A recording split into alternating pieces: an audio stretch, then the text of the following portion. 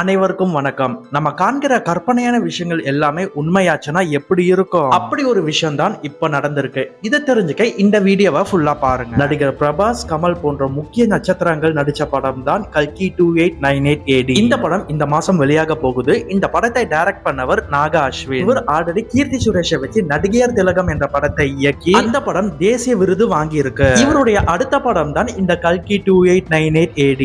இந்த படத்துல hero heroine வில்லனுக்கு நிகரா ஒரு கார் முக்கியமான கதாபாத்திரத்துல நடிச்சிருக்கு. முழுக்க முழுக்க கற்பனையில உருவாக்கப்பட்ட இந்த காரை ஒரு கதாபாத்திரமாக வச்சு இந்த கதையை எழுதியிருக்காங்க. இந்த கார் கற்பனையோட நிக்காம நிஜத்திலேயே இந்த காரை உருவாக்கணும்னு முடிவு செஞ்சு திரைப்பட குழு மகேந்திர குழுமத்தை அணுகி இருக்கு. இதனை அடுத்து சென்னையில இருக்கிற மகேந்திர குழு ஆய்வு மையமும் கோவையில இருக்கிற ஜெயம் ஆட்டோமோட்டிவ் என்ற நிறுவனத்துடன் இணைஞ்சு இந்த கற்பனை காரை நிஜ உலகத்துக்கு கொண்டு வந்திருக்காங்க. அந்த காரோட பேர் தான் புஜ்ஜி. இந்த காரை உருவாக்குறதுக்காக மகேந்திர குழுமம் தனது எல்லா தொழில்நுட்பத்தையும் பயன்படுத்தி இருக்காங்க. இந்த கார் முழுக்க முழுக்க எலக்ட்ரிக்ல தான் இயங்குற மாதிரி ரெடி பண்ணியிருக்காங்க. இதோட தோற்றமே பாத்தீங்கன்னா கொஞ்சம் வித்தியாசமா இருக்கும். அந்த வாகனத்தோட முன் பக்கத்துல 2 வீல், பின் பக்கத்துல உருளை வடிவத்துல மிகப்பெரிய ஒரு வீல் இருக்கும். இதோட நீளமே பாத்தீங்கன்னா 6075 மில்லிமீட்டரும், அகலம் 3380 மில்லிமீட்டரும், உயரம் 2186 மில்லிமீட்டரும், கிரவுண்ட் கிளியரன்ஸ் 180 மில்லிமீட்டரும் இருக்கும். இதோட மொத்த எடையே 6000 கிலோகிராம் ஆகும். இந்த கார்ல 2 எலக்ட்ரிக்கல் இன்ஜின் இருக்கு. ஒரே சமயத்துல 96 கிலோவாட் பவர் வெளிப்படுத்தும் திறன் கொண்டது.